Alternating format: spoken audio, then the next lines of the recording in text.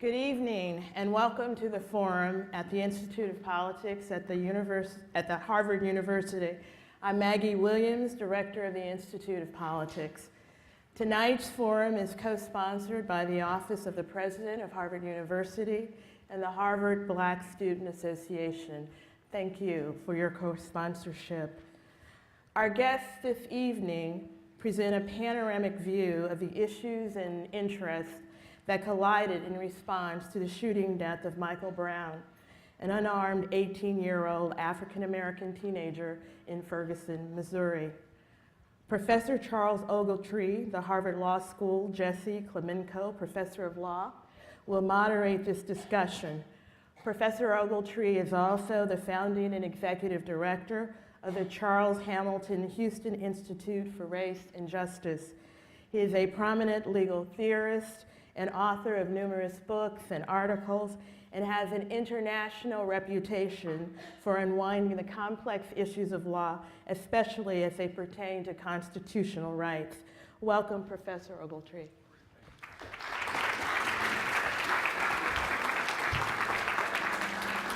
Well, good evening. Let me welcome all of you here to the Kennedy School. It's a wonderful opportunity to be the moderator of this panel. I know everybody has some familiarity with the case of Michael Brown and what it meant, what it continues to mean, and we're going to have a robust discussion. I want to say a little bit about the process so people understand that we'll have the panel give certain remarks, and they're all are here. And then we're going to have Mayor from Baltimore, Stephanie Rawlings Blake. She's going to be coming in from Skype and giving a few remarks as well. And then we're going to have some questions from the audience. And now it's a little bit after 6, it's not quite 7 p.m. yet. And so I want you to start thinking about your questions, because a brilliant question, terrific question, a soaring question in this forum has no more than 8 words in it. So you have time to do all the editing and make everything work and make it happen. And I hate to be the enforcer, but I am, right? And if you're asking questions longer than 8 words, we don't care who you are. We do care who you are, but don't tell us who you are, your background. Just ask your question and focus on it now so we can get as many questions as possible in this forum. I'm joined today by 3 wonderful people in person, and then a person coming through Skype. First, Pastor Raymond Hammond, I've known for many, many years. He's going to give remarks on community and race relations. Ray Hammond, is he here? Right here, okay, good. All right, and also a good friend that I've known for decades when we were both younger, from Washington, D.C., is Dr. Lee Brown, who is the chief of police. He's going to talk about policing, Lee Brown. And finally, the media expert who I've not met, but I met today, Alex Jones, who's done a great job, and is going to talk about both the individuals in the media's role. He's going to talk about what happened in Ferguson. Please join me in welcoming and thanking all of our 3 speakers today.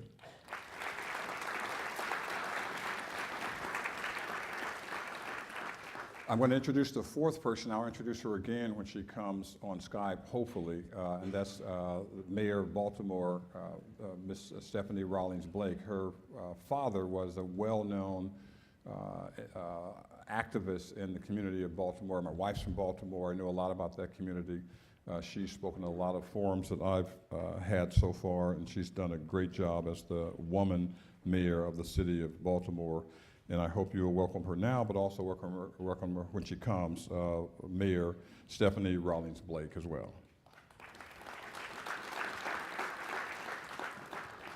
Each of the speakers will have 4 to 5 minutes to talk, and they usually speak much longer, and that will be tugging at their backs to remind them, you got 30 seconds left. So we're going to try to get all this done, and you'll see this discipline that you see here with the speakers. We hope that you'll have the same discipline as the panelists. Let me say a word first about the case.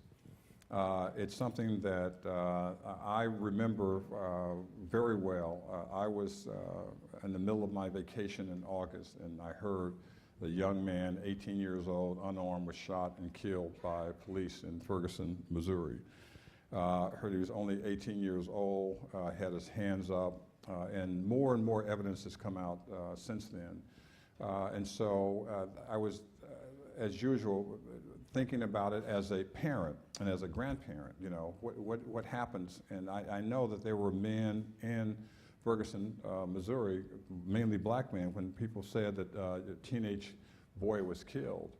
And they're wondering, was my son shot? You know, he's a middle-class kid, he's a working-class kid, you know.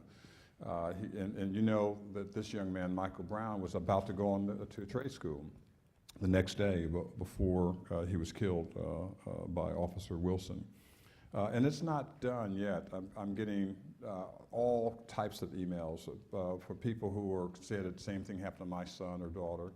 And it just reminded me, in many respects, of what happened to Trayvon Martin in 2012, the whole issue of black boys and what's happened to them. And I hope that this panel will be an uplifting opportunity for us to talk about race and talk about it in different contexts and talk about justice. How do we make our children and grandchildren and people that we're mentoring, make them part of the 21st century and make a big difference. And we'll have now each of the people come up and have a chance to talk a little bit about what they're doing and how important they're going to do. First, Pastor Hammond, Ray Hammond is going to talk about the community and race relations. Please welcome him.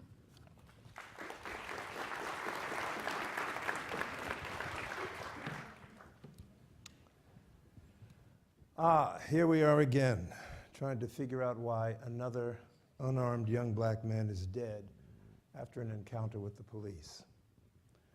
This would be even more painful were it not so numbness-inducing in its familiarity. There's so much we don't know about what happened, but we do know that after some kind of altercation between Officer Darren Wilson and citizen Michael Brown, Michael took 2 to the head and 4 in the right arm. We draw cold comfort from the fact that that is 35 fewer bullets than the number fired at Amadou Diallo 15 years ago. Made the mistake of trying to take out his wallet to identify himself to police officers. I'm not alleging any kind of conspiracy, just noting that many people, minority and majority, feel that something is terribly wrong. Or as the boss, Bruce Springsteen, put it, no secret, my friend, no secret, my friend. You can get killed just for living in your American skin. Ferguson has become such a textbook case for how not to build harmonious community or race relationships, especially with regard to law enforcement and criminal justice. And while we don't fully know what happened in Ferguson on August 9th, here are a few things that we do know, and that this reminds us. You really do have to look at the data. You have to really look at how you're interacting with the community that you're policing. It's a lesson that Cincinnati learned painfully in 2001. And they had to make major adjustments to discover that there was a real difference in the way that minorities were being handled, and in particular by certain officers. They had to make changes in policies, and sometimes changes in policemen. But the result was that when they did, when they made it their business to really look at the data and change their behavior accordingly, their relationship with the community changed dramatically. We know that. We know that community partnerships have to be built before the crisis. That when someone is dead and the community is in flames, that's not the time at which you can begin to talk about building partnership. It's the moment at which relationships of trust that were built long before can help, or at least get us through and move us toward a more constructive place. We know that you can't have a community with 63% minority members and 6% minority uniformed officers. That in the 21st century, people really do look at how that department is structured and who's in it. And they're looking for evidence that they are reflected there. It's fascinating that the military, in many respects, has done a whole lot better on this and has incredible lessons to teach about the fact that qualified minority candidates really are available, that they have to be brought in, and that career paths have to be established for them. And they've got to be reflected not just in those who are on the street, but those who are in the leadership and making the policies. I wonder what might have happened if Ferguson had spent as much time studying those lessons from the military and less time studying military hardware and tactics. I don't want anyone to think that I'm anti-police. Having sat in and talked in police academies and police fora and participated in citizens academies and pastored and partnered with police officers at all levels, I know how committed the majority of police are to being public servants and the price that they sometimes pay for that. I know the difference that good community policing can make, its ability to really divert young people and its ability to really intervene in their lives, and in some cases actually save them by taking them off the streets. I know the difference that community policing can make. We've seen it here in Boston and other places across the country. And I readily acknowledge the role that our communities must play. This isn't law enforcement's job alone. In the community, you, all of us have to be honest brokers, bridges between generations and between institutions. I'm not sure that the scholar and writer Jelani Cobb is right when he entitled a recent article, "A Movement Grows in Ferguson." But I think he's right on the money when he says this: more than one person in the streets of Ferguson has compared what is happening here to the chaotic days of the Birmingham desegregation campaign in 1963. And like that struggle, the local authorities, long immune to public sentiment, were incapable of understanding how their actions reverberated outside the hermetic world where they held sway, how they looked to the world.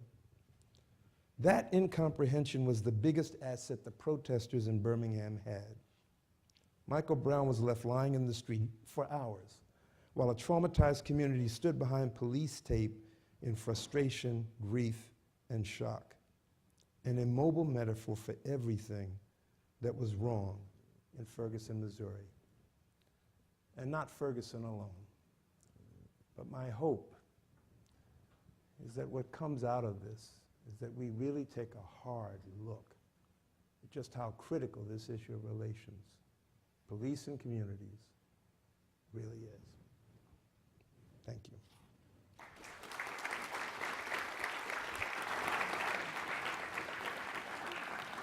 Thank you so much, Pastor Hammond, and very happy now to have Dr. Lee Brown speak about policing.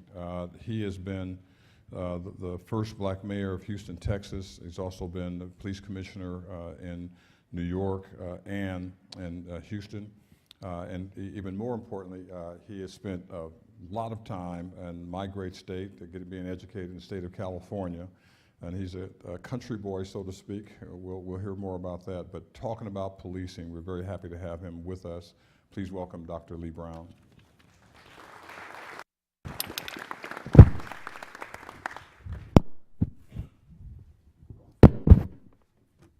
Thank you very much. You're going to need to fix your mic. Yep.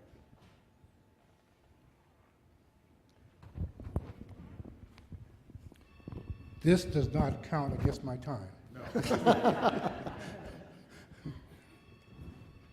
I'm very pleased to be here today. As mentioned, I'm someone who has spent a professional career in law enforcement. And I must admit that I was saddened and bewildered as I witnessed the events unfold in Ferguson, Missouri. Law enforcement's first response in that city reminded me of the 1960s when many American police agencies responded to urban unrest or the fear of urban unrest by arming themselves with military equipment, not unlike that which our armed forces personnel uses when it engages an enemy in combat. I strongly believe that the tactics such as that should not be used by American law enforcement agencies against citizens of our country. To do so just is not consistent for policing in a democratic society. Let me suggest to you this evening that there is a philosophy of policing that would have prevented the events that occurred in Ferguson. And that philosophy is called community policing. As police chief in Houston, Texas, I implemented the principles of that concept in a city in which the police and the citizens were at odds and alienated from one another. In fact, when I went to Houston in 1982, its police department had a national reputation for brutality and racism. By implementing community policing, we were able to transform that agency into one of the most respected police agencies in the nation. I'm convinced that if Ferguson's police department had adopted and implemented community policing as their dominant style of delivering police services to the city of that city, the recent events would not have occurred. First, the officer would have known Michael Brown, the young man that was killed. Second, if a shooting did take place, the people would not immediately conclude that the police were wrong, because you would have built up an atmosphere of mutual trust. Under community policing, every officer must understand that they are part of and not apart from the community they serve. With that understanding, the people are seen as allies and not targets. And you just don't shoot your allies. Community policing demands that officers get to know and interact with people who live or work in neighborhoods that they patrol. Officers are trained to communicate with young people, help solve neighborhood problems. They're trained to develop an appreciation of cultural and ethnic differences, and do so without putting a value judgment on them as being good or bad because they differ from their own.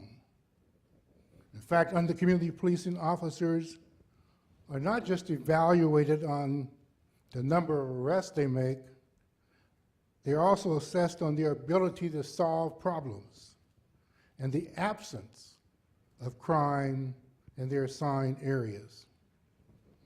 And most important, community policing is value-driven. For example, I believe that every police agency should have as its core value the importance of human life. They must understand that deadly force is only to be used to protect their lives or the life of a citizen. Now, in order to implement the concept of community policing, the agency must change all the systems that support the organization. They must begin by hiring people not in the spirit of adventure, but in the spirit of service. And most important, under community policing, the police agency must ensure that the racial composition of their department mirror the racial composition of their city. They must train their officers to be problem solvers. Departments must evaluate their officers on the absence of crime and not just the number of arrests they make. What do I mean by community policing? I define community policing as a partnership between the police and the public to do essentially three things. Number one, to work together to prevent crime. Number two, to work together to arrest those who commit crimes. And number three, to work together to solve problems and thereby improve the quality of neighborhood life. I believe that community policing is the most effective and prudent manner of policing that will work in any city in this country. if properly adopted and properly implemented, community policing will prevent events such as those we have witnessed in Ferguson. It's a concept that I implemented in New York City. And after 1 year, crime went down in every index category, and that had not happened in almost 40 years. And we did so without the project called Stop and Frisk. What can you do? In 1967, President Lyndon Johnson established the President's Commission on Law Enforcement and Administration of Justice. The recommendations that came out of that commission helped make police officers, helped make police departments more professional. What can you do? I would urge each of you to write our president and ask him to establish a national commission to draft a blueprint for improving the police and indeed the entire American system for the administration of justice. I think if we do that, if we follow our advice, we can make a difference in policing in America. Thank you.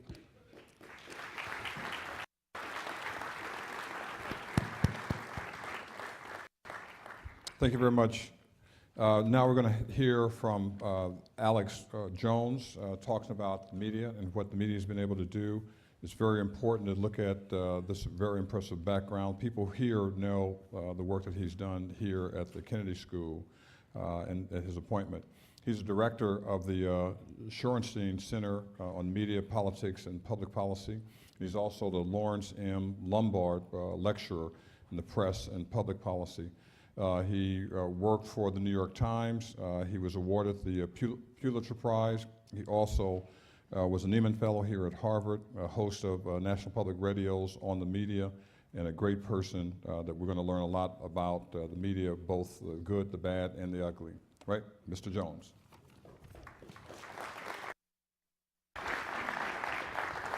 Thank you, and I'm honored to be here with such a distinguished group to talk about this very important issue. And the media, of course, are always, well-deserving of bashing for a variety of things. I think that is something that goes without saying. There was a recent poll of the area around Ferguson, the communities around Ferguson, asking about the media coverage and what people thought about it, and both black and white respondents were very critical of the media. The whites were more critical than the black, but the point was that everyone felt that the media did not do a great job, did not distinguish itself.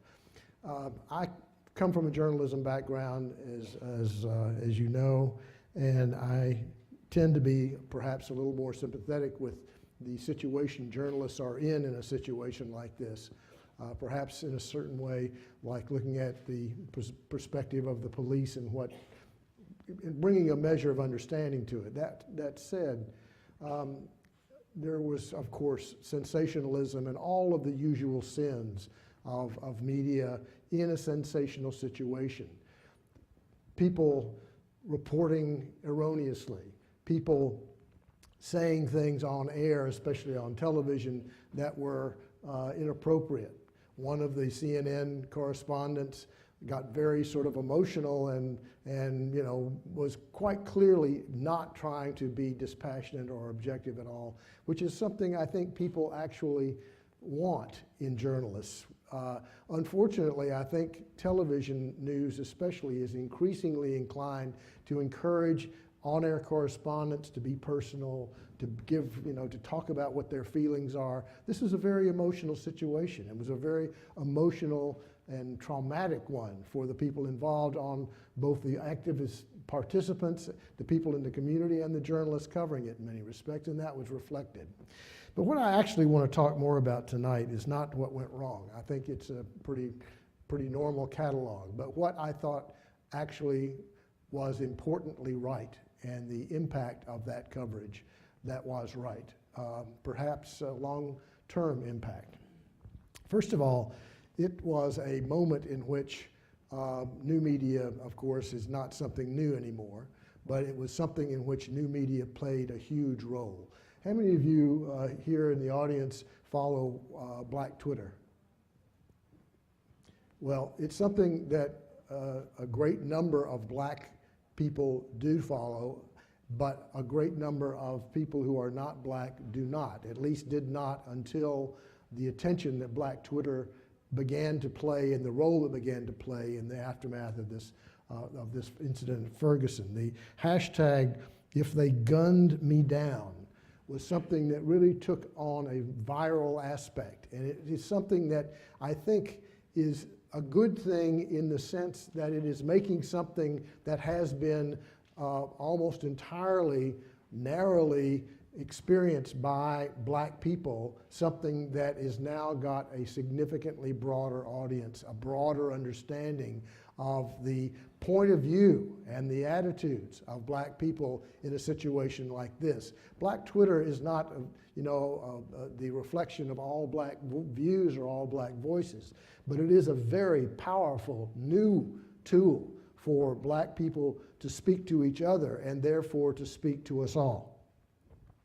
I think that it is important to remember too that just as in the 1960s, when television was hugely important in shaming this country into doing the right thing, by putting on the air, by forcing Americans to see what it looked like for American policemen to use fire hoses and club demonstrators who were trying to demonstrate about something that was clearly morally wrong.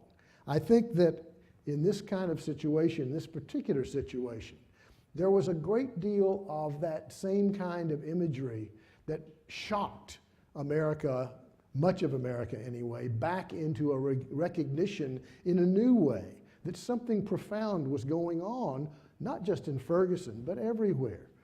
The imagery that resonated particularly powerfully with me were those black, usually mostly black, local Ferguson community members who were demonstrating after this happened in the days and in some cases weeks afterwards. And they had little children holding up signs that said, "Don't shoot, don't shoot." And they were confronted with policemen dressed like military soldiers in a bitterly hostile environment with guns pointed and tear gas flowing, and were being told to disperse for having done nothing more than protest. That is something that is not the way America thinks of itself. And I think that the media did a great service to us all by making those images something that were so vivid. They were vivid because that was what was happening. And what was happening in Ferguson in particular, not in Houston perhaps, but in Ferguson, and I think by extension, a lot of people would say it could happen many other places as well, was something that needed to be addressed and acknowledged. One of the most appalling aspects of the coverage to me, of course, was, quite frankly, the Fox News style coverage of people, basically making a kind of argument that this was not something that should be viewed through a racial prism, which was nonsense, which was, of course, ridiculous. But at the same time, some of the best coverage, the best news coverage, to my mind, was done, as usual, by Jon Stewart and The Daily Show, in which he didn't have to make anything up. He just put the clips of what people were saying on the air, what the police were saying, what the city officials were saying, what the people there were saying. That is powerful journalism, to my mind. Another thing that I believe happened that was really important and a service that the media has given this country is to create a genuinely new policy issue, and that is the militarization of police departments.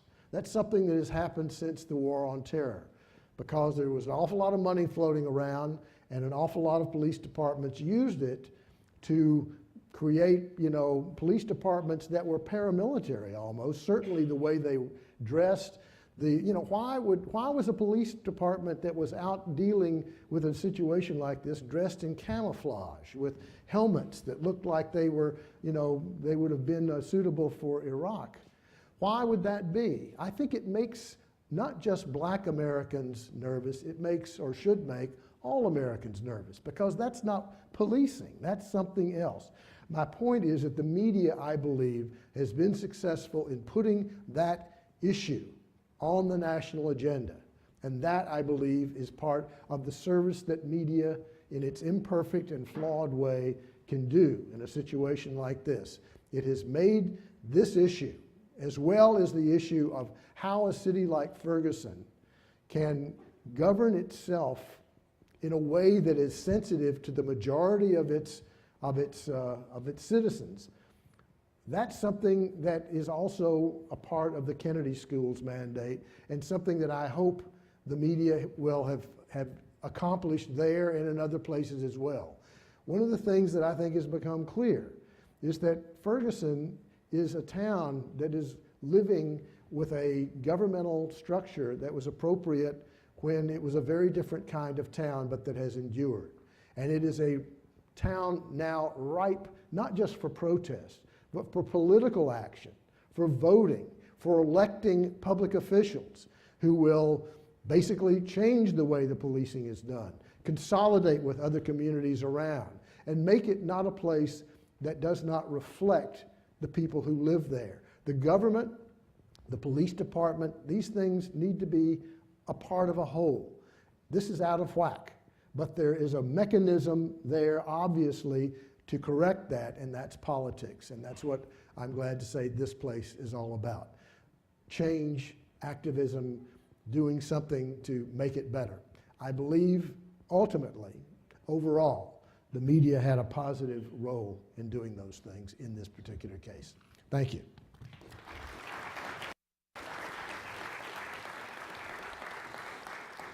Thank you, Mr. Jones. And now we're hoping to hear through Skype from Mayor Stephanie Rawlings-Blake from Baltimore talking about political leadership. And many people, there she is. So Mayor Blake, let me turn this over to you. Thank you very much. I want to thank the Harvard University Kennedy School of Government, the Institute of Politics, for having me. I am going to apologize in advance. I am recovering from a bit of bronchitis, so if I'm talking slow, it is just so I can get through all of my notes. Any of you who have suffered through it this season knows that it's tough on the lungs. So, but I wouldn't want to miss this opportunity.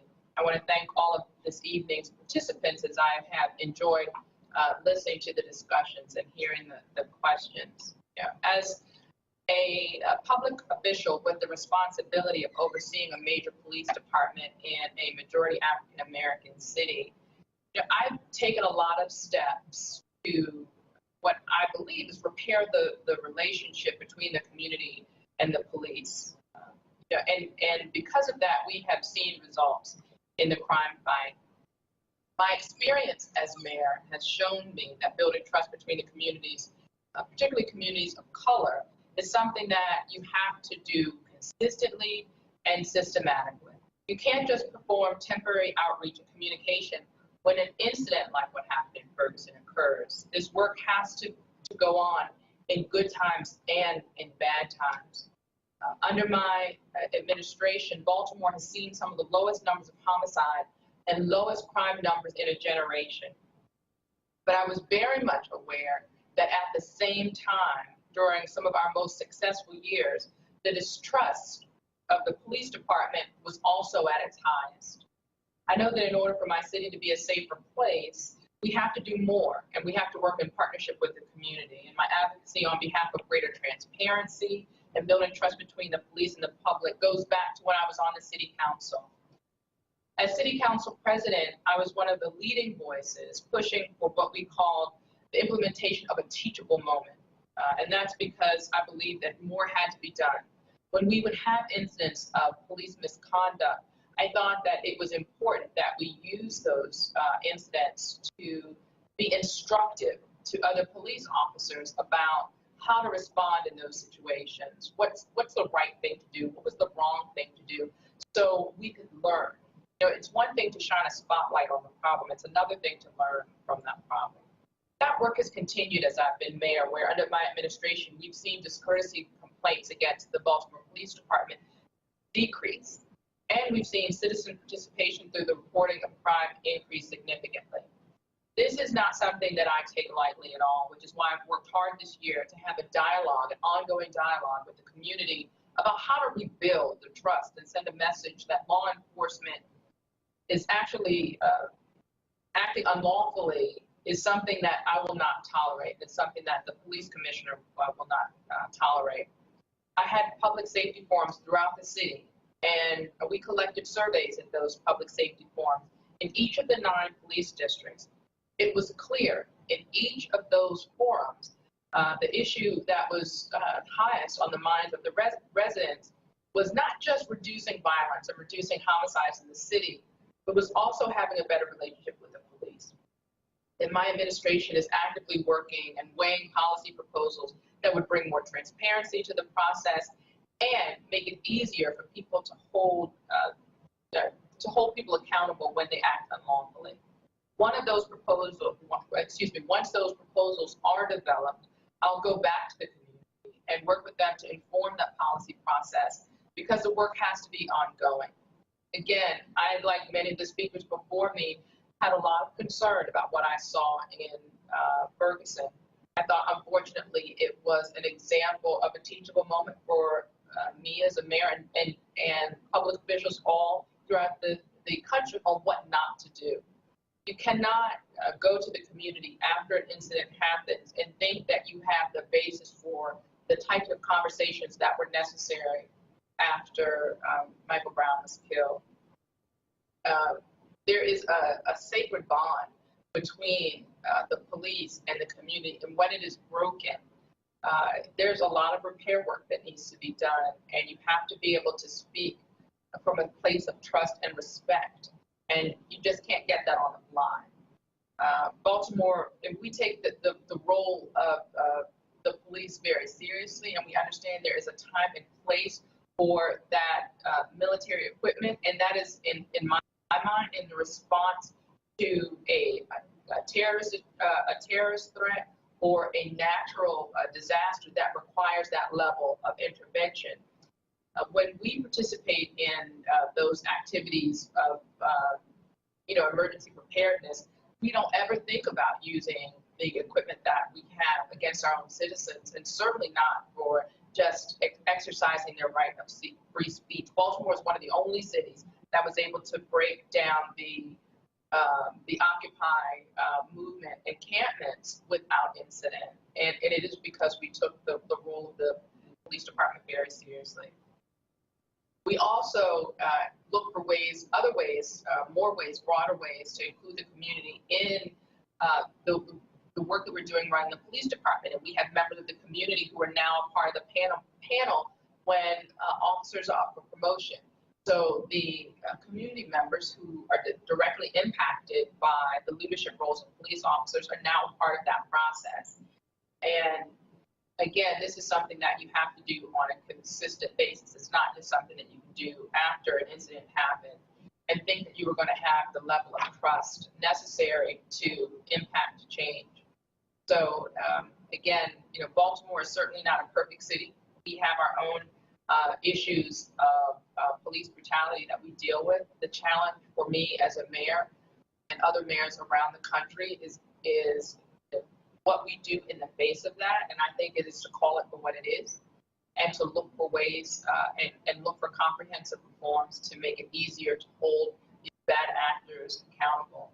Why? Because every time a mayor or woman shows up for duty for the police department, they're putting their lives on the line, and they're put at risk by, they're put in harm's way just as much as a community when we have police officers who don't respect the uniform and don't respect that safe relationship they have between with the community. And it is a challenge that we have to confront on a daily basis.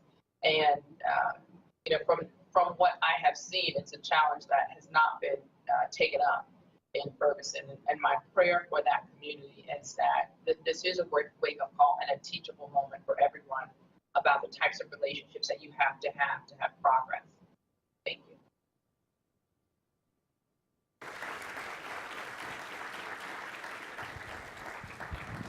So as the other panelists are coming up, taking their seat, Pastor Hammond, then Dr. Lee, and then Mr. Jones, I want the first question to go to Mayor Rawlings Blake, if we can, and then if people want to get in these audiences and ask some questions, they can do that too. Mayor, let me ask you this. You talked a lot about what you've been doing in Baltimore, and it's been extremely helpful to change the focus from crime to education. Can you say a word about the whole curfew that you have imposed and how that's working? It's different from what people think about curfews and what's happened in Baltimore. The issue of the curfew law raised its profile nationally, I think because of misinformation. In Baltimore, we've had a curfew for over 20 years. We've had a curfew center since 2008. And we have it for very common sense reasons. When I grew up, when the street lights came on, your parents expected you to be home or expected you to be supervised by a responsible adult. And this curfew law is a way to get back to that. But this is about making sure that after a certain time, we have different times for the school year and in the summer, that if you're a young person, that you're either at home or being supervised by a responsible adult, period. And it's giving us a chance to identify those young people who are falling through the cracks, that don't have anyone to help them, so we can connect those families with resources. And that is what the result of that curfew has been. I think there were a lot of concerns raised by the ACLU that we were trying to criminalize young people, but the evidence doesn't support that. There has not been a dramatic increase in juvenile arrests. Instead, what we've seen, because we've publicized that, is a continued reduction in the number of curfew offenders. Why? Because parents have been made more aware of their responsibility as parents, and caregivers are being made aware of their responsibility as caregivers. And it's giving us a chance to connect those young people that otherwise would fall through the cracks with the resources that they need. You know, is it a perfect system? No, but my focus has always been on protecting our young people. I loathe when you have an incident, whether it's in Baltimore or somewhere else in the country, where a young person is out 2 o'clock, 3 o'clock in the morning, and something happens, they fall in harm's way. And the question is always after the fact: where were the parents? Where were the adults? Where were those things? And that's a question that I don't ever want to ask after the fact. I'm going to do as much as I can to protect our kids ahead of time.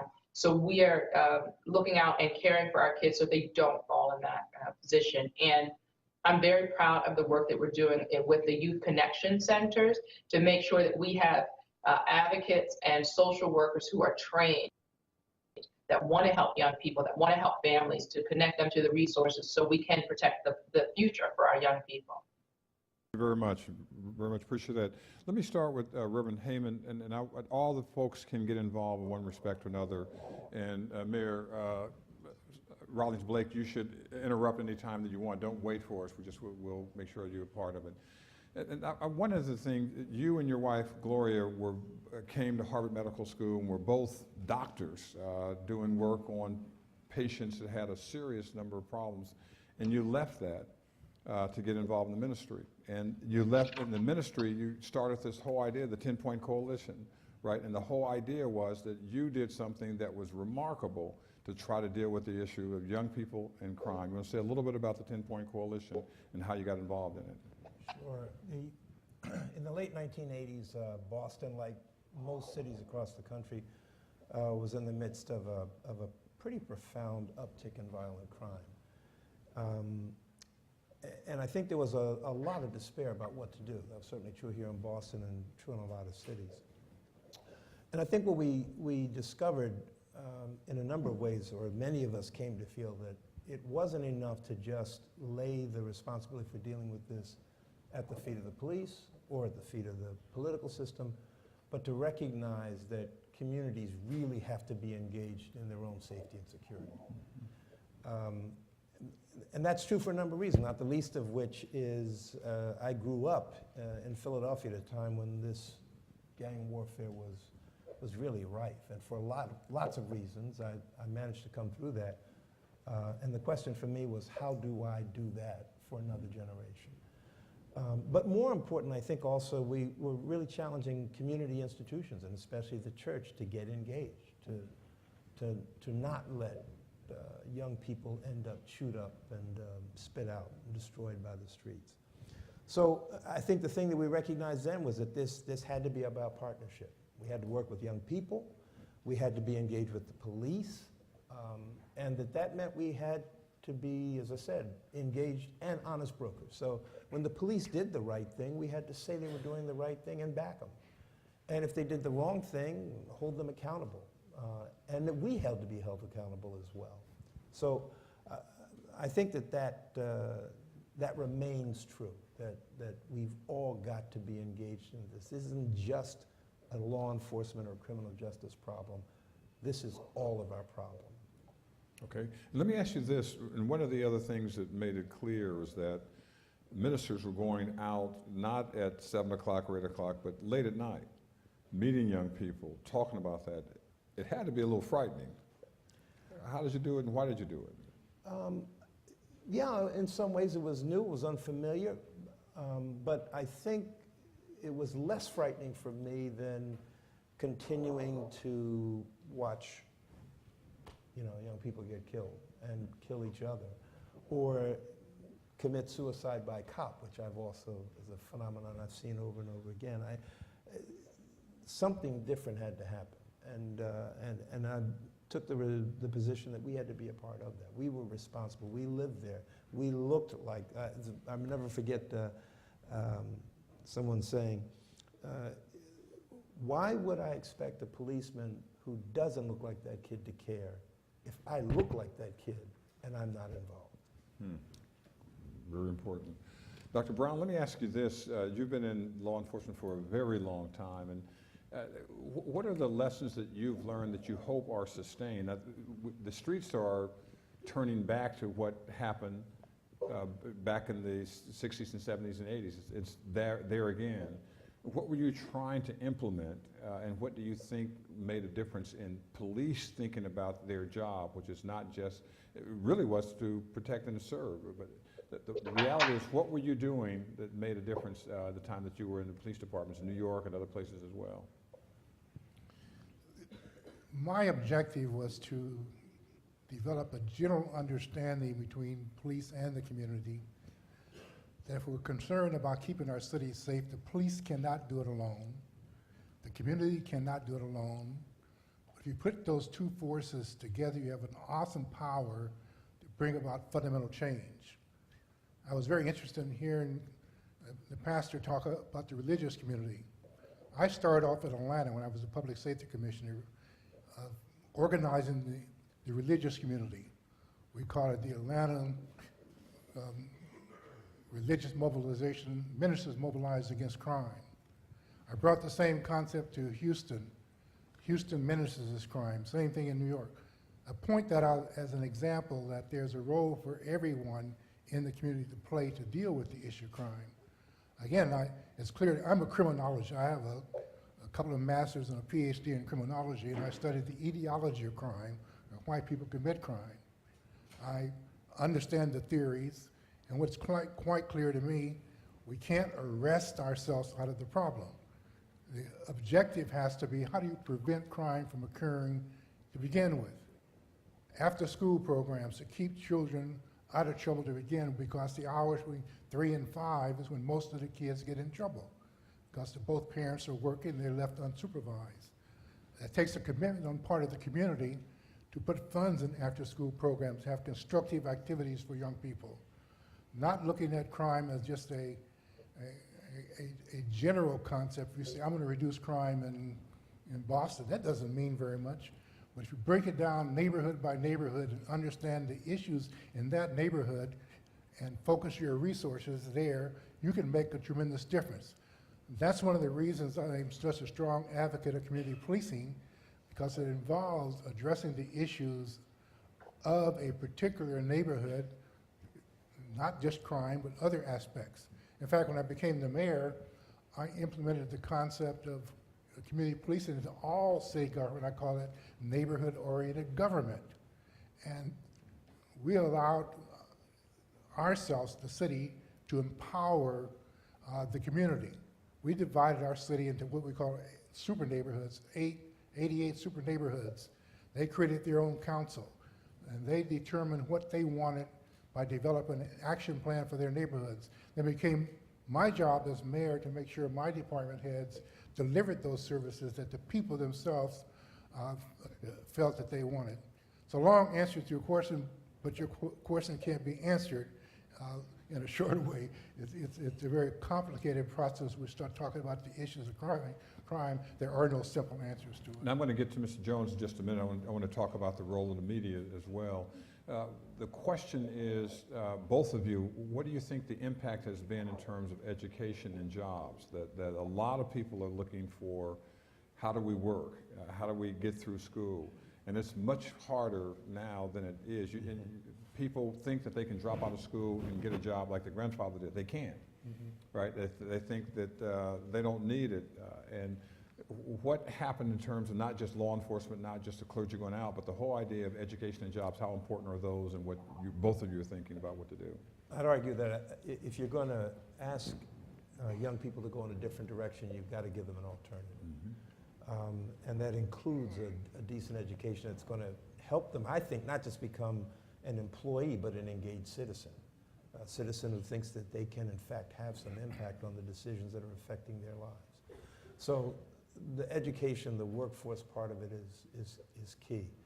If I could also add just one other thing, because I think Dr. Brown really underplays the kind of role that he played, I think, in introducing what was a very new concept at the time. And that was that, in fact, police had to be partners with the communities they were policing. Which meant they had to get out of their cars. They That's had to exactly right. Go and meet people, not with a gun, but with a handshake, and all that made a big difference. Well, and let me add the flip side of that, too. I think that one of the things that we learned as clergy and lay people who were involved in this is that we also had to stop stereotyping police in the way that we often felt police stereotype our community. We had to learn that, in fact, police departments, like most institutions, are not monolithic. As we would often say, we're trying to find the 10 or 15% of police who are cowboys, because we got to neutralize them. And we're trying to find the 10 or 15% who are the Lee Browns, because we have to ally with them. And then we got to do something to sway the other 70% so that they follow the leadership of a Lee Brown, and not either sort of stay on the sidelines. Okay. And I think communities can drive that dynamic. They have to drive it. I think education and employment is very critical to the issue of crime. Look at your prisons. Who are in prisons? Majority are minorities. Most of the ones that are there were unemployed or underemployed when they were arrested. Most have used drugs right prior to committing the crime. Most are school dropouts. If you put those factors together, it becomes quite clear what the factors are that cause criminal behavior. If we're going to be successful in addressing the crime problem, we have to also address those problems that create crime. Education and employment becomes very critical in that context. Mr. Jones, the press has been looked at as... Professor Overton. Yes, go ahead. Go ahead. We can hear you. Thank you. I just wanted to add that when we have a school system that does not prepare our students for college, for career and life, that school system and the work that we're doing in education becomes irrelevant. And they're going to look for other alternatives. So we don't get that right. I think Dr. Brown was correct when he talked about we have to look at your prison population and figure out where they went off track. And I think Dr. Brown can also agree that in order to be successful in the present and over the long run, when we come to reducing and preventing crime, we have to be hard on those violent offenders But we also have to stop the pipeline of youth. You know, some of those things, we know that penal institutions determine their future needs by the literacy rates of second graders and third graders. So what do? I have a mayor's book club that is encouraging reading in kids. I have Reading Angels that are mentors in the schools. They're going in to make sure that kids are reading at grade level by age 3, by grade 3. Why? Because I know that it's not a quick fix, but over the long term, that means that we'll have fewer and fewer kids that enter that pipeline because we're not losing them in the school system. But it has to be a continuum of prevention in order for it to work. And it has to be, and Dr. Brown, I know that you know, is community-led. But we have an issue of police brutality. We can't get people to be quiet. Everybody has seen what's happened. Everybody has a version of what's happened. However, you have a 3-year-old girl lost her life playing in her front yard at the Elliott. People were outside. People saw what happened. We can't get anybody to give us enough information to charge someone. We have to do better as a community to speak up for ourselves, because if the police weren't there to witness it, what can they do? The community doesn't come forward. Thank you, great. Mr. Jones, let me ask you about this, the whole idea that the media is both given credit for what it's showing and then given blame for what it's showing as well. We're used to that. Right. And the first thing we saw in the Michael Brown case was, you know, Michael Brown allegedly going into a store, harassing some of the owners, pulling some things down, et cetera. And that was on for a very long time. And so people drew opinions about him, and it divided our communities, black and white. I would say that the image that they saw initially was the body of Michael Brown on the street for 4 hours after he was shot, because all these cell phones that we carry, they had those up and were tweeted all over the world, for that matter, almost instantaneously. I know that the city of Ferguson, I assume it was the police, released that video. Mm-hmm. And a lot of people played it again and again, and that kind of thing is going to happen. I mean, that was part of the story too. But I think that the issue often is, from a journalist's point of view, is that people want the media to focus on the things they want them to focus on and don't want them to focus on the other things. Mm-hmm. That's not the way it's going to work, and that's why everybody is unhappy with part of the coverage. However, the net result, I believe, in a place like Ferguson, and the thing I think that makes Ferguson different from Houston or Boston or Baltimore, is that this is a town whose government simply did not represent at all the population of the town. Now, there are Fergusons all over the country, especially in suburbs of cities like St. Louis. But there's a remedy for that. And the thing that the media has done that may turn out to have been the most important thing in many respects is to call attention to just how out of whack Ferguson was. Ferguson is a place with the power, through voting, through politics, to change the government. And by changing the government, to change the police and to change some of the other things. Now, issues of education, and I mean, there are always going to be these terrible problems. They're endemic. But the problem you got to start with in a place like Ferguson, it seems to me, is to get a new government, a new city administration. I mean, you would not expect that Bull Connor was going to reform the police department. That's not going to happen. And I'm not necessarily comparing them to, I don't think necessarily that's even fair, but it seems quite clear that you have a heavily minority population of citizens and a tiny number of minorities on the police force and a lot of complaints and history. You're going to have to change the governance aspects of it. I would say that when this man was able to do the, introduce this remarkable idea, he couldn't have done it without the administration of the city backing him. He needed that.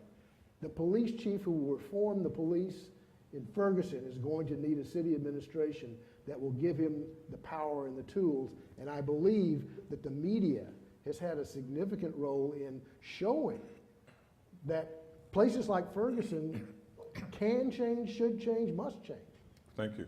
We have microphones, 2 on the floor, left and right, and 2 up here, up a little higher on the left and right. And so if you want to ask questions, get in front of the microphone. Again, try to make sure the questions are short and very specific, and either to one of the 4 panelists or to all of them. Go ahead, sir. My name is Julian Duran. I'm a first-year student here at the college, and honestly, I'd like to hear all of your opinions on this. It's about media sensationalism and also the bias. Like, do you think it's gotten worse over the years, and if so, why? Good question. Media sensationalism has been around as long as there's been media. I think that there is so much more media now and so much more opportunity for spreading the most sensational kinds of images around very, very quickly that, of course, there's more. I mean, look at what's been happening with ISIS and beheadings. Who would have thought that a public beheading would be something that someone would want to post and then so many millions of people would want to watch on something as generic now to our nation, our culture as YouTube? I think that's just the world we live in now, and it's always going to be that way. And I think as long as people are able to effectively act as their own journalism mechanisms, take the images and upload them and have them then virally circulate, there's going to be quantities of sensationalism. That's why I hope that journalism is not going to disappear, because journalism is what takes the situation and the sensational aspects of it and brings it down to a rational, coherent understanding of the complexity and nuance there that sensationalism, the greatest crime of sensationalism is that it distorts. It often does anyway.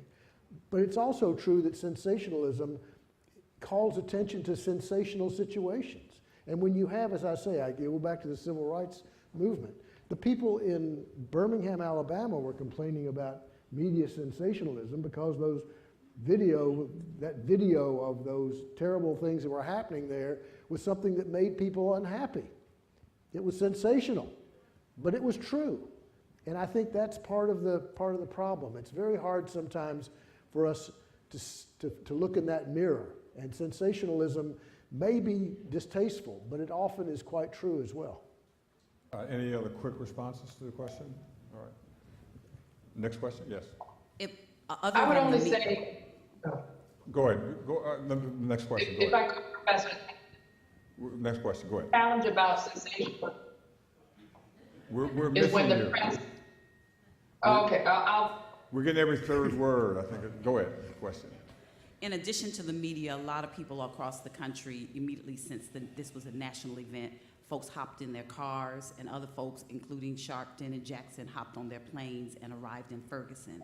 Would you all talk about that event, about that conglomeration onto the city and what you think it means? I want to speak to that very briefly because I think that one of the things that was really a terrible distortion was that the Fox News people, especially that ilk, were saying, where's Jesse Jackson, and why are they there? Why aren't they in Chicago dealing with all the terrible crime situation there? Well, they have been in Chicago. They've been in Chicago repeatedly.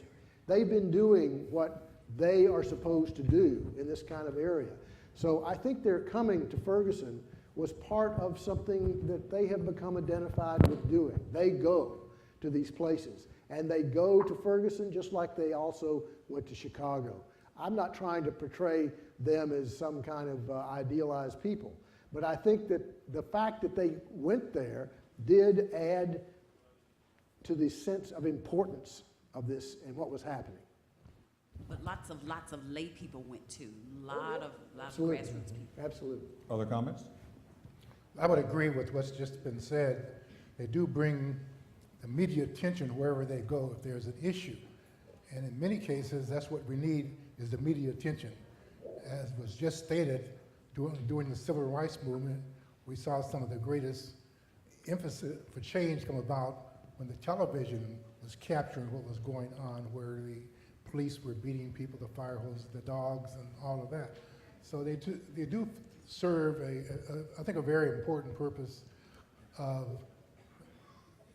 bringing to the forefront some of the issues that exist in communities. Mayor Blake, you want to comment on this question about the press? I think it's very important to acknowledge, recognize that it was important, as was said, for our civil rights to be. It was a civil rights issue.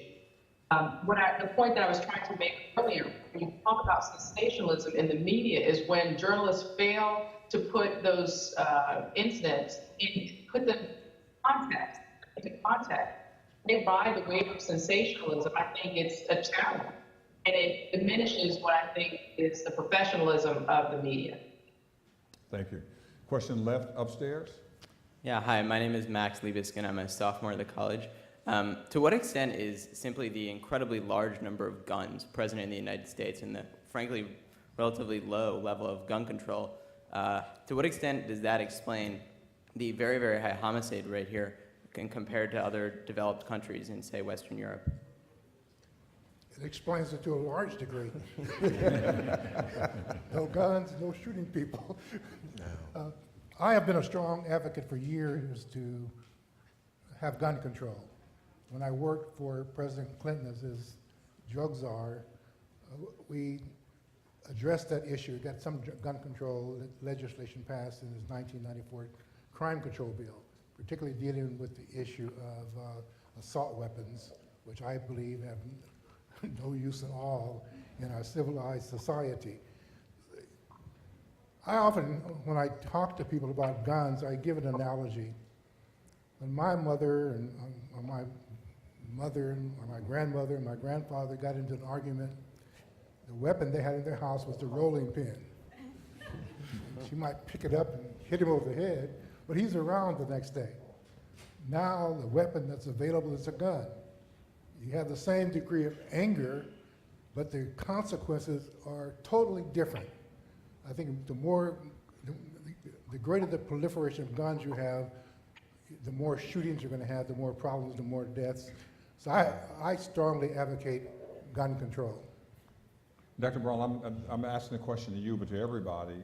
Are things going to change? Are we going to have a crime-free or crime-reduced community, you think, in the 21st century? One of the reasons I closed my remarks today was by asking everyone to write the president and ask him to convene a commission on the administration of justice, which should include crime, is to get a roadmap that we can all follow. As I mentioned with the 67 Crime Commission, we saw some monumental changes take place in the police. You have more educated police officers, for example. You saw changes in your court system, your prosecutor's office, because we had a national initiative that involved not only the president, but also the Congress. And looking at the best practices, what's necessary to address the issues of crime, looking at what causes crime and how do we address those issues. So I think if we had a roadmap, a platform that we all could follow, we can make a difference. In my career, I've seen us make a difference in cities that I've worked in. But to do that, it wasn't just the police trying to go out and arrest people. The objective is to prevent crime to begin with. That should be your first priority. And in doing so, you have to involve literally everyone in the community, your educators, your religious community, your business community.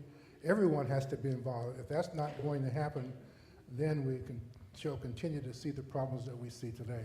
Great comment. I'd only add that I would agree we certainly have to change policy. I think the tougher battle is going to be to change culture. So for example, around gun control, I'd argue in some ways the intractable difficulty there. I mean, everyone was so convinced that after Sandy Hook we'd make some progress on this. And I think that's because we underestimate the power of what I'd call the unholy trinity of fear, ideology, and profits. And until we crack that, and that's going to take some work, it's going to be very difficult to make progress. We're making it, it's slow, but it's going to take a lot of time. And I think around more effective policing. I mean, we have made a lot of progress in many places, precisely because folks have really talked about community policing, but Ferguson reminds us that there are a lot of local communities that haven't heard the news at all. And it's going to take time to really get through. A couple of quick questions. Anyone on the right side upstairs? Questions? Yep, go ahead. Mr. Jones mentioned Black Twitter and comedian reporters such as Jon Stewart as alternatives to traditional journalism that we sort of praise. And I'm wondering what that means for Black America and what that means for traditional journalism right now, that these avenues are essentially doing a superior job of communicating the thoughts and experiences of Black Americans today. And before Mr. Jones responds, do you have an answer? What do you think it means from your point of view as a young person thinking about the future? I see implications in maybe changing the way that we get news and information, and possibly a need for a reform in the way that traditional journalism is conducted. Mr. Jones? Well, Black Twitter is something that basically has come of age just in the last, little while, in a way. I think that Twitter itself is something that is now a force in news coverage everywhere, especially when it comes to things like breaking news and commentary. However, I don't believe that Twitter is going to, or Jon Stewart, are going to be substitutes for professional reported news. I think that that is something that we cannot afford as a society to give up, because it's too easy. It's too easy to, Jon Stewart is a special case. Jon Stewart has discipline, but Jon Stewart is not the only guy out there trying to make humor out of current events. And if you're irresponsible or reckless with that, you can do an awful lot of damage and distort a lot of things. I think that we need to have a place where we can go as a society that will say, this is to the best of our professionally, tuned and constructed knowledge, what happened. Most of what I believed ultimately about what happened in Ferguson was reported in traditional news, in the New York Times and some other places. That didn't mean I didn't look at Black Twitter, I didn't watch Jon Stewart, I didn't go on television. But I worked for the New York Times for a long time, and I'm probably prejudiced in that way. But I believe that there's an absolutely essential social role for people whose job it is to go out and really find out what happened and try to put it in some kind of a context. Well, Jon Stewart's going to be talking about you tonight. Good luck. Question to the right. Hi, I'm a 1L at the law school, and I'm also coming from St. Louis and very much a part of the Ferguson community. And I'm just really curious how my community is supposed to reconcile the influx of these panels and all these Know Your Rights campaigns and after-school programs, and still have people who've gone through those programs, people who know their rights, and they're still getting gunned down in the streets. So how would you reconcile that to a young person, that they need to, subscribe to these conversations when people who have are still being killed? I think it's a reminder that the path of progress is very slow. It's often 3 steps forward and 2 steps back. That was true for civil rights, it was true for abolition, it's true for almost any movement that you can look at. And so I think part of the message, and it's one reason why, as in some levels as dispirited as I feel about this, I was looking on at a slideshow of the cases that have garnered attention since 1999, going back to Amadou Diallo and so on. And it, on one level, will depress you. But on another side, I really do see progress. These things can't get swept under the rug the way they once did. They garner that kind of national and international attention. They force change. And so part of the message, I think, to young people is that real change is painful. It's difficult, and it's sometimes very slow. But the victory comes to those who don't give up, who stick in there even though sometimes you wonder why you're doing it. Mayor Rawlings Blake, you want to say anything before we go to the next question? to say that the failure that I saw in Ferguson isn't a lack of programs or education, failure, a lack of commitment of those who are in government to be in real relationship, the majority of the people who they represent. And I think what I would say to that young person from St. Louis is that what is required is the work that got us paid during the civil rights movement, the activism and the commitment to vote. I think the number of and I haven't confirmed this number, but what I heard about the number of African Americans who voted in Ferguson, less than 10%.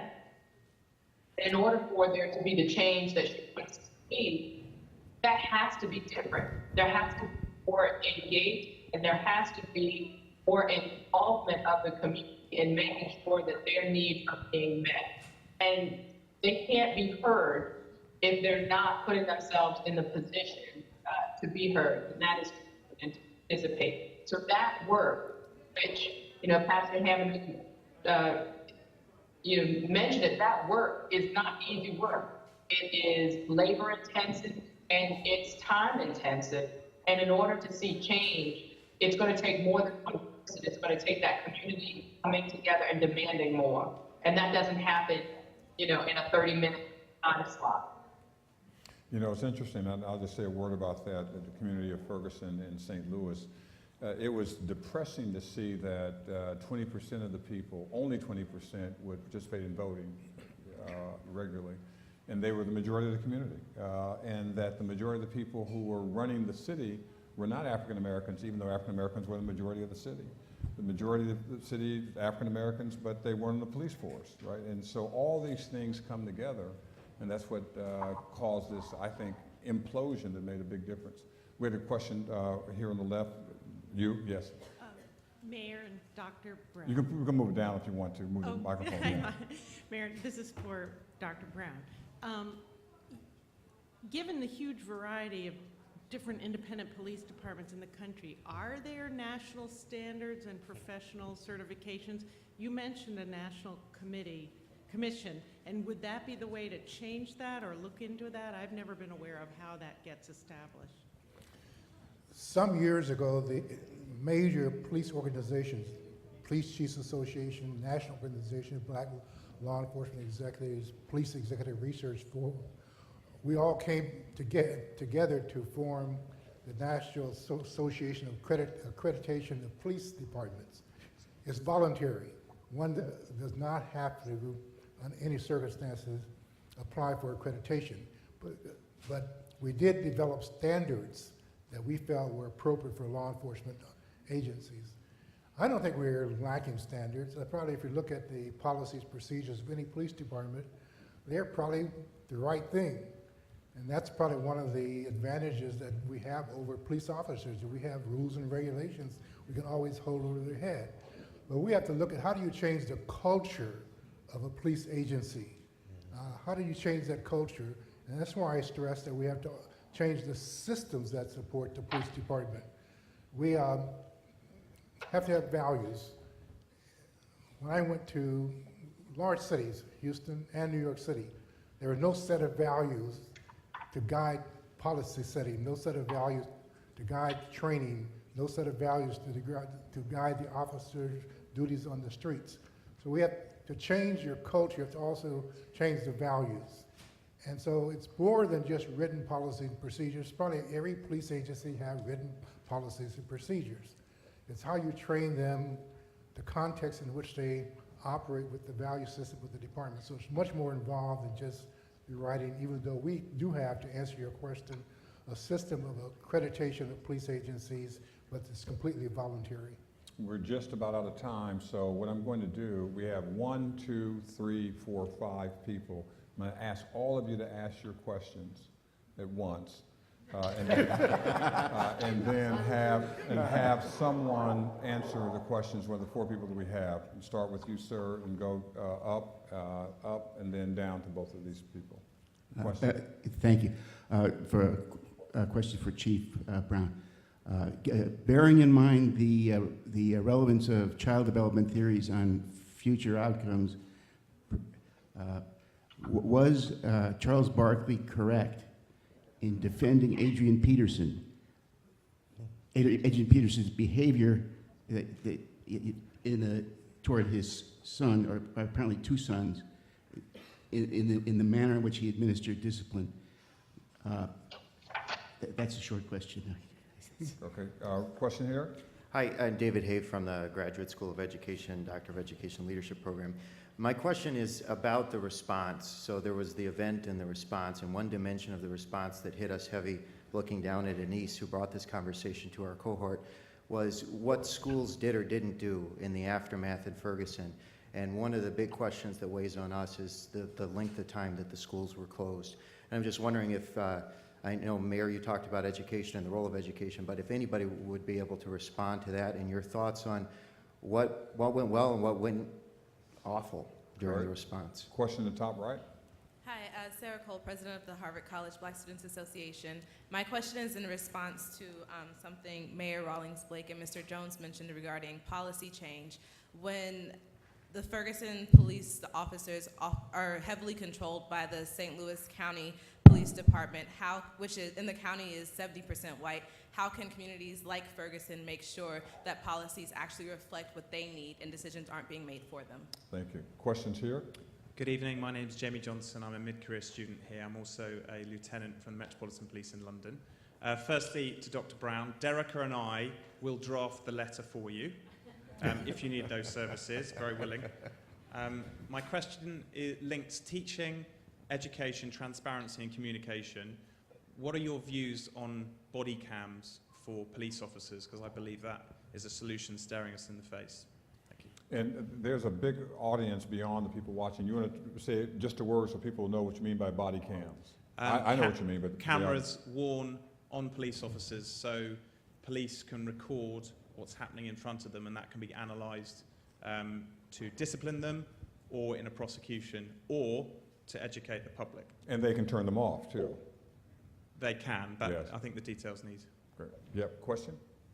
Hi, Simona Bagenrin, first-year college student. My question is regards to both Ferguson and perhaps maybe extrapolating to other situations around the country. Just a 6-word question. Can justice ever truly be served? Good question.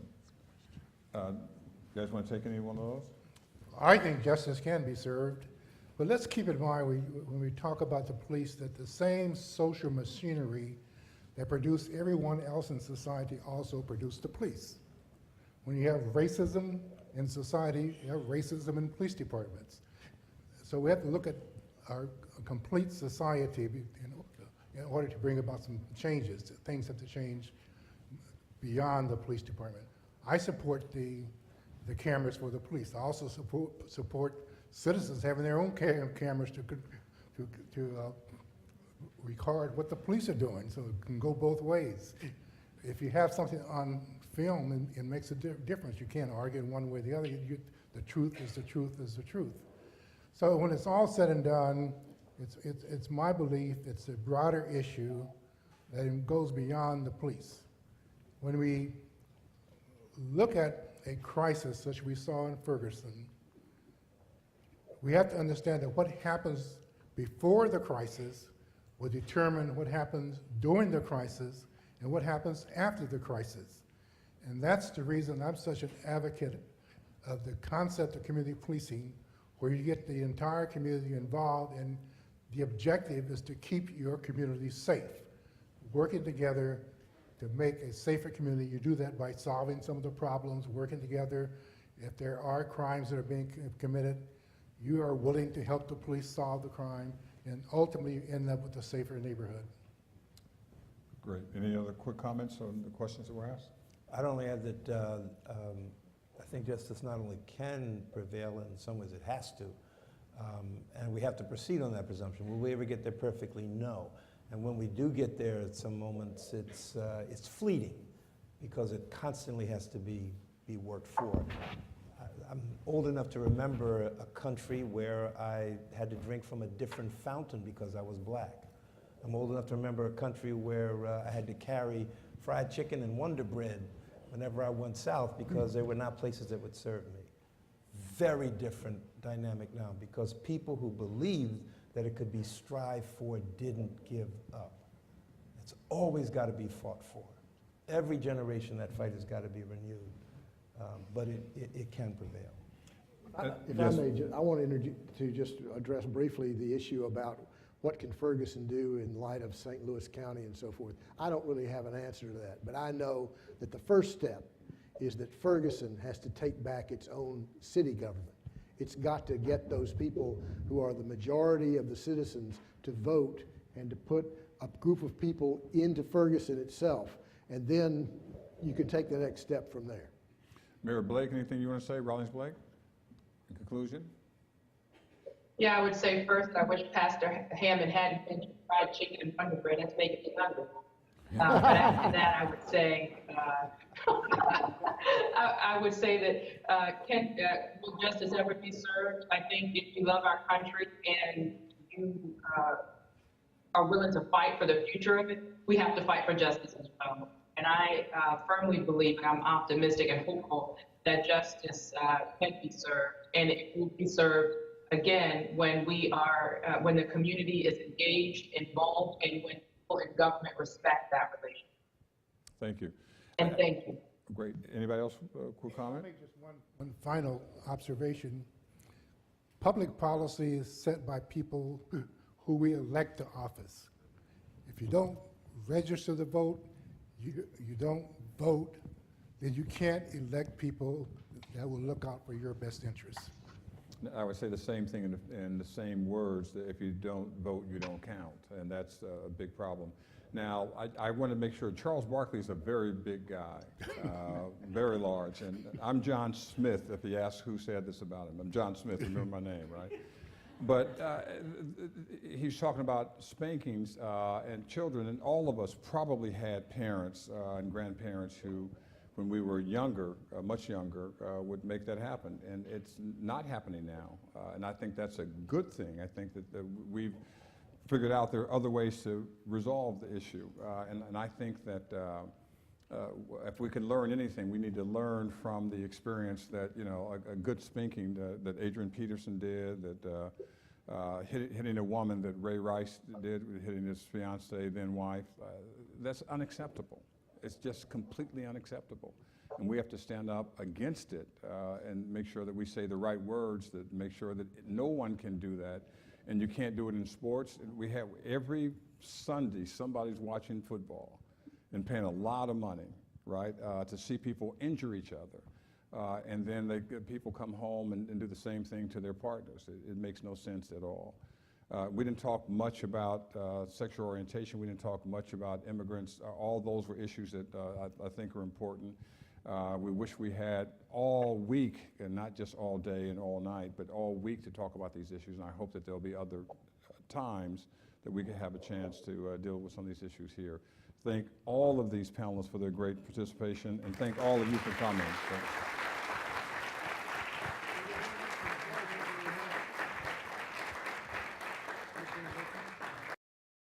And criminal justice. And while we don't fully know what happened in Ferguson on August 9th, here are a few things that we do know, and that this reminds us. You really do have to look at the data.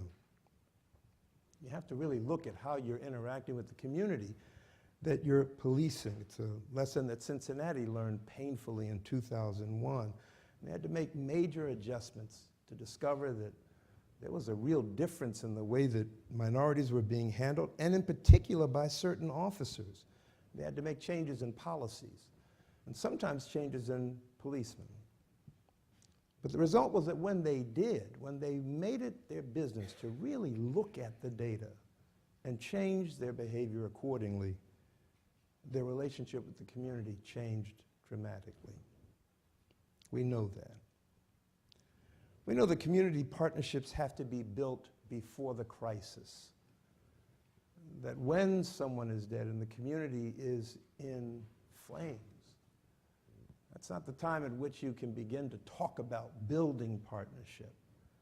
It's the moment at which relationships of trust that were built long before can help, or at least get us through and move us toward a more constructive place. We know that you can't have a community with 63% minority members and 6% minority uniformed officers. That in the 21st century, people really do look at how that department is structured and who's in it. And they're looking for evidence that they are reflected there. It's fascinating that the military, in many respects, has done a whole lot better on this and has incredible lessons to teach about the fact that qualified minority candidates really are available, that they have to be brought in, and that career paths have to be established for them. And they've got to be reflected not just in those who are on the street, but those who are in the leadership and making the policies. I wonder what might have happened if Ferguson had spent as much time studying those lessons from the military and less time studying military hardware and tactics. I don't want anyone to think that I'm anti-police. Having sat in and talked in police academies and police fora and participated in citizens academies and pastored and partnered with police officers at all levels, I know how committed the majority of police are to being public servants. And what happens, and I know that there were men in Ferguson, Missouri, mainly black men, when people said that a teenage boy was killed. And they're wondering, was my son shot? You know, he's a middle-class kid, he's a working-class kid, you know. And you know that this young man, Michael Brown, was about to go on to trade school the next day before he was killed by Officer Wilson. And it's not done yet. I'm getting all types of emails for people who are said that the same thing happened to my son or daughter. And it just reminded me, in many respects, of what happened to Trayvon Martin in 2012, the whole issue of black boys and what's happened to them. And I hope that this panel will be an uplifting opportunity for us to talk about race and talk about it in different contexts and talk about justice. How do we make our children and grandchildren and people that we're mentoring, make them part of the 21st century and make a big difference. And we'll have now each of the people come up and have a chance to talk a little bit about what they're doing and how important they're going to do. First, Pastor Hammond, Ray Hammond is going to talk about the community and race relations. Please welcome him.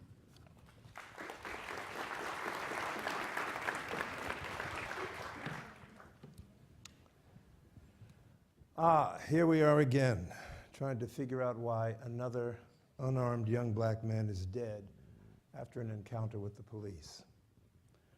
This would be even more painful were it not so numbness-inducing in its familiarity. There's so much we don't know about what happened, but we do know that after some kind of altercation between Officer Darren Wilson and citizen Michael Brown, Michael took 2 to the head and 4 in the right arm. We draw cold comfort from the fact that that is 35 fewer bullets than the number fired at Amadou Diallo 15 years ago. Made the mistake of trying to take out his wallet to identify himself to police officers. I'm not alleging any kind of conspiracy, just noting that many people, minority and majority, feel that something is terribly wrong. Or as the boss, Bruce Springsteen, put it, no secret, my friend, no secret, my friend. You can get killed just for living in your American skin. Ferguson has become such a textbook case for how not to build harmonious community or race relationships, especially with regard to law enforcement, that they sometimes pay for that. I know the difference that good community policing can make, its ability to really divert young people and its ability to really intervene in their lives, and in some cases actually save them by taking them off the streets. I know the difference that community policing can make. We've seen it here in Boston and other places across the country. And I readily acknowledge the role that our communities must play. This isn't law enforcement's job alone. In the community, you, all of us have to be honest brokers, bridges between generations and between institutions. I'm not sure that the scholar and writer Jelani Cobb is right when he entitled a recent article, "A Movement Grows in Ferguson." But I think he's right on the money when he says this. More than one person in the streets of Ferguson has compared what is happening here to the chaotic days of the Birmingham desegregation campaign in 1963. And like that struggle, the local authorities, long immune to public sentiment, were incapable of understanding how their actions reverberated outside the hermetic world where they held sway, how they looked to the world. That incomprehension was the biggest asset the protesters in Birmingham had. Michael Brown was left lying in the street for hours, while a traumatized community stood behind police tape in frustration, grief, and shock. An immobile metaphor for everything that was wrong in Ferguson, Missouri. And not Ferguson alone. But my hope is that what comes out of this is that we really take a hard look at just how critical this issue of relations, police and communities, really is. Thank you.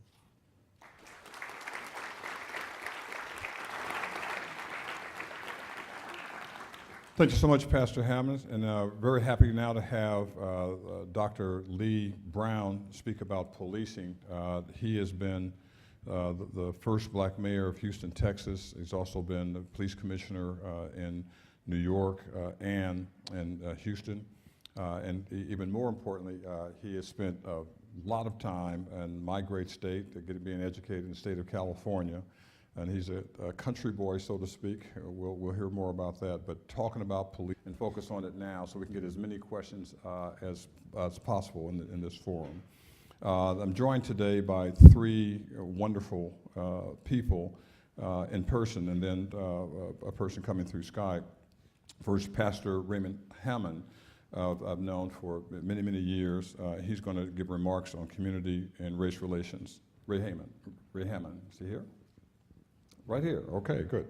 All right, and also a good friend that I've known for decades when we were both younger, from Washington, D.C., is Dr. Lee Brown, who is the chief of police. He's going to talk about policing, Lee Brown. And finally, the media expert who I've not met, but I met today, Alex Jones, who's done a great job, and is going to talk about both the individuals in the media's role. He's going to talk about what happened in Ferguson. Please join me in welcoming and thanking all of our three speakers today.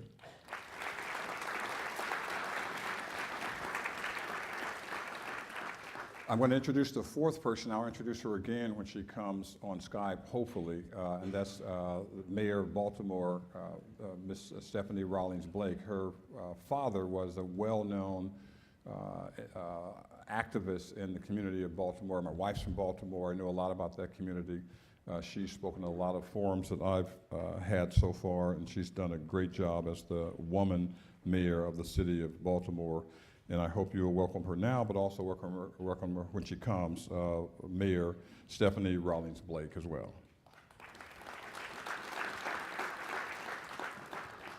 Each of the speakers will have 4 to 5 minutes to talk, and they usually speak much longer, and I will be tugging at their backs to remind them, you got 30 seconds left.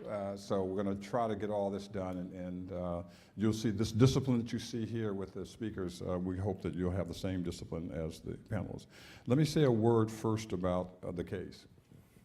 It's something that I remember very well. I was in the middle of my vacation in August, and I heard the young man, 18 years old, unarmed, was shot and killed by police in Ferguson, Missouri.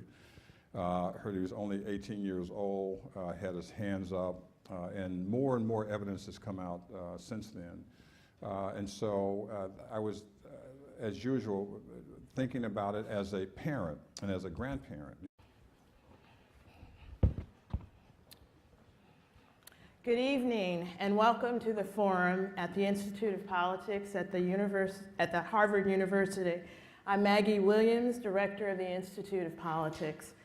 Tonight's forum is co-sponsored by the Office of the President of Harvard University and the Harvard Black Student Association. Thank you for your co-sponsorship.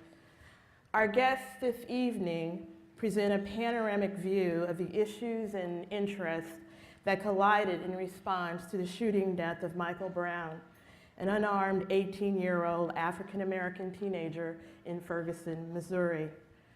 Professor Charles Ogletree, the Harvard Law School Jesse Clemenco Professor of Law, will moderate this discussion. Professor Ogletree is also the founding and executive director of the Charles Hamilton Houston Institute for Race and Justice. He is a prominent legal theorist and author of numerous books and articles, and has an international reputation for unwinding the complex issues of law, especially as they pertain to constitutional rights. Welcome, Professor Ogletree.